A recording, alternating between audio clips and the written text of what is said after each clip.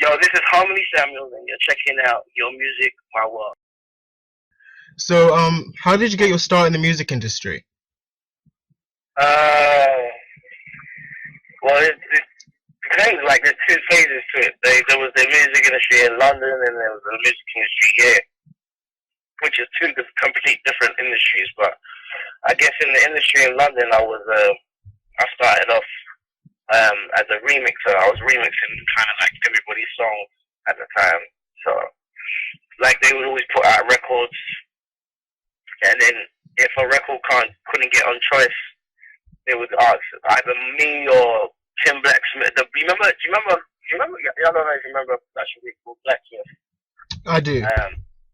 Yeah, so it was either me, Blacksmith, and I think there was another set of producers who would be chosen to do the remixes back in the day. So that would be all the urban stations, and that's kind of how I got into the game in London.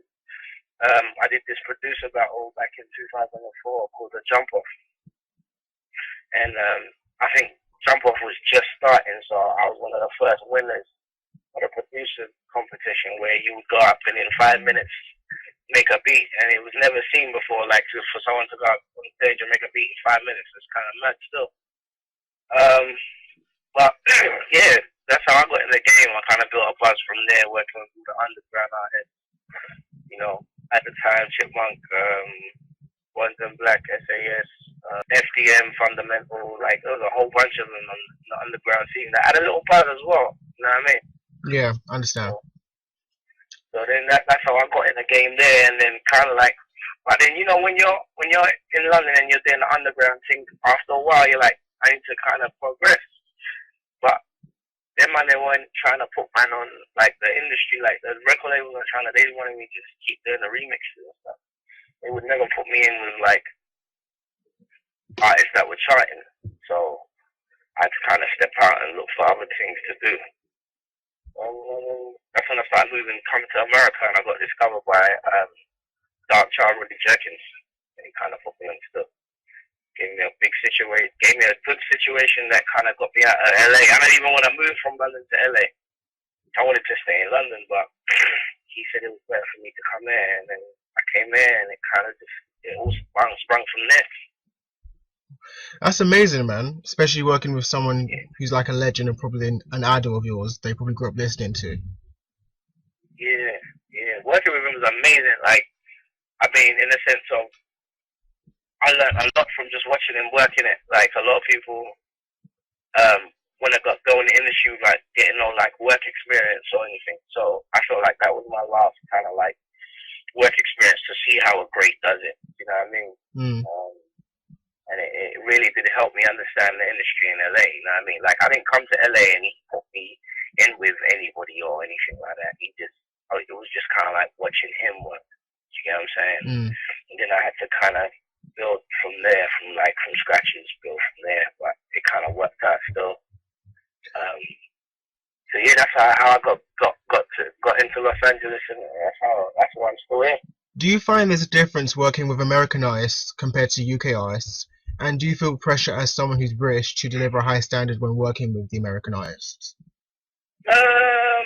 I mean, you've got to remember, like, the acts that have broken in America have been very, very good. Like, they're high-end quality acts. So when you look at Adele, Emily Sandé, when you look at, Labyrinth is starting to cut through with that Beneath Your Beautiful record. Like, so they kind of expect a high standard from you. Do you get what I'm saying? Yeah. I think England take more time in creating something. They're more musical in London. Do you know what I mean? Where over here it's more of a vibe, and if it's hot, just run with it. Do you get what I'm saying? Yeah, totally get that. It's a little factory over here. You know what I mean? So, but the funniest thing is, if you get a big song out here, it can go on forever.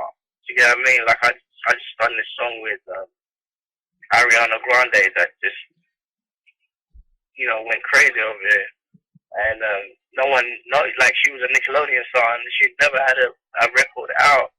When we did the record, it just took off by itself. So when you get a really big one, it really does go. honest with you, like a lot of it's really, really like fast food sometimes in America. So it's kind of like that. So we're in England, you know what I mean? It's like even with the way we release records, like we take more time. We need an 8-week or 6-week lead up and single and all that stuff. So it's a little different still. Yeah, speaking of Ariana Grande, what was it like working with someone who's not necessarily an urban artist, she's kind of seen as a pop teen kind of artist? It's cool because the girl can sing though.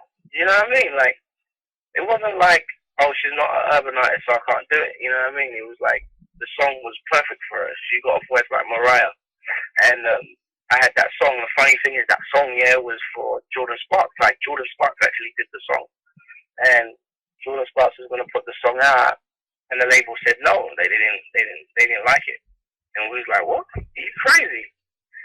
So like about 6 months went by. And this girl walks into my studio called Ariana, and like my manager hooked up this meeting with her label, which is Universal Republic. And what's funny is I just finished Kelly Rowland's songs that I'd done for her album, so it was that's the same label. So they were like, oh, could you like try and work with this girl called Ariana Grande? And I was like, oh, all right, very cool. And because they said she was a Nickelodeon kid, so I didn't expect her voice to be, the way it is. So she comes to the studio and sung, and I was like, oh my god, she's amazing. And basically, I played her that Jordan song, and she was like, can I have it, please? Can I have it? And I was like, yeah, you can have it. Like, and that was it. Next minute, the song was burning up the chart. Wow. That's a great story. Big mistake on Jordan's team. Well, you know what I mean? Like, there's a lot of songs like that that's happened like that. Like, a lot of my songs happen like that too. This kid called Jacob Lattimore, right? Basically, I had a song with a kid called B. I basically did a song for him called Let Go, and he didn't take it. The label said, nah, we're not feeling it, and went to B. Smith, who signed to Motown, and it smashed on the urban charts. Like, it did very, very well. And they put 2 Chainz on it, and it did very well. And then, so yeah, that happens a lot, and especially over here, because, sometimes it takes them a little bit of time to understand it and hear it. Yeah, you produced 3 songs on Kelly Rowland's latest album. So what was it like working with her, especially on the song that reunited Kelly with Beyonce and Michelle? It was amazing. Unfortunately, I wasn't able to be in the studio with Beyonce to do it because she was in New York at the time. But I was there when Kelly and Michelle, because I just did Michelle's new single too. So working with them is awesome. Working with Kelly, that's my little sis, man. Like, you know what I mean? Like that's not just a person I work with. That's my friend. That's my, you know what I mean? That's my dude. Like, she's cool people. Our family, cool people. And it's real spiritual. Like, when we went in there, like, if you listen to the songs, like, it's really about her life. Do you know what I mean? Like, she's not fronting or trying to sing songs that she doesn't relate to. Like that. Those songs were about really how she felt. So Westfield was awesome, you know what I mean? And I already had met her in London in 2007, so it was just a matter of time for when we was gonna go back in and work. So I was honored that she picked 3 of my songs and put it on the album. I was like, bloody hell, really? She was like, yeah, man, she loved them and everybody loved them, and she put Wiz Khalifa on one of them, which is gone. That might be her next single, I believe, after Dirty Laundry. And yeah, bro, just kicking butt as much as I can, like, you know what I mean?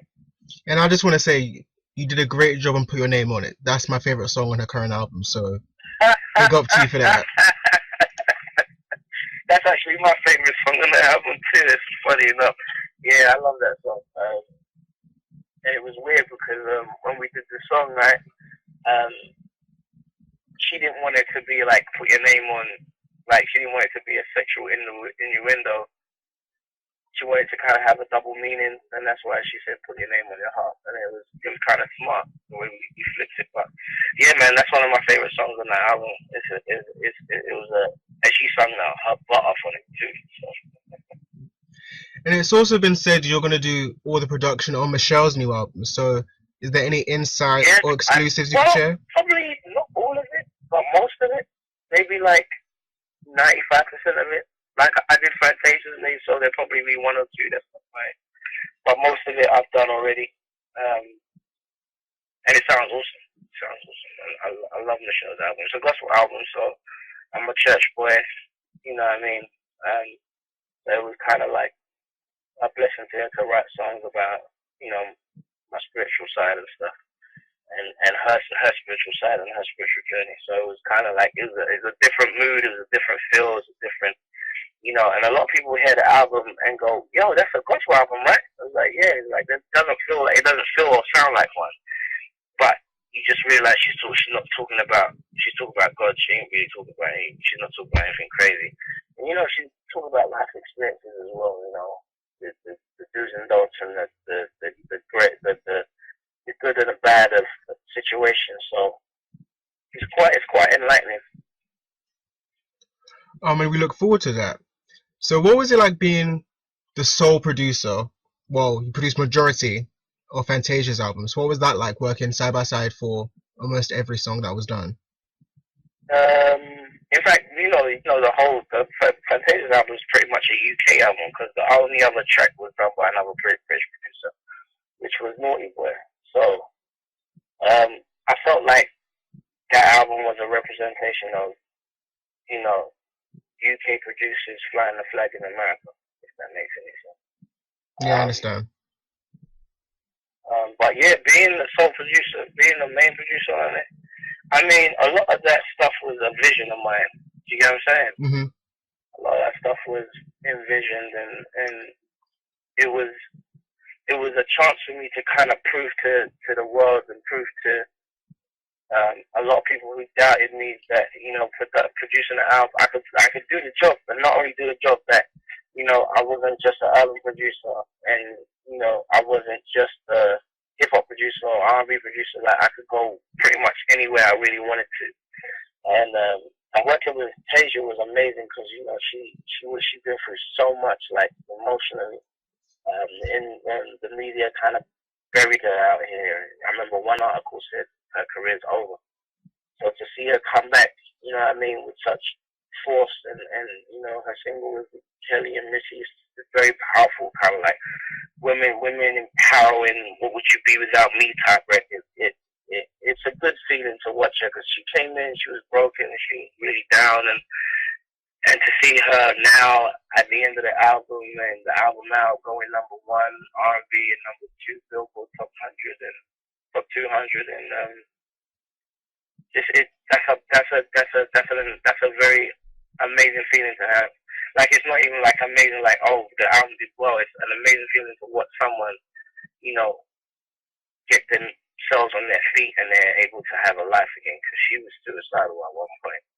So I really thank God that I was able to help, you know, bring her back to the surface and let the people hear her music, because she's really soulful. She got a really big heart too. She really loves people, and I just feel like she was mistreated a little bit, but each to their own. But yeah, she's back now. She's doing well. She's on the road. She's doing her thing. She should be in London over the next few months to come and tour some of the material. So I'm real excited for her. Well, that's great. I would love for her to come to London. That would be sick. Yeah, she wants to.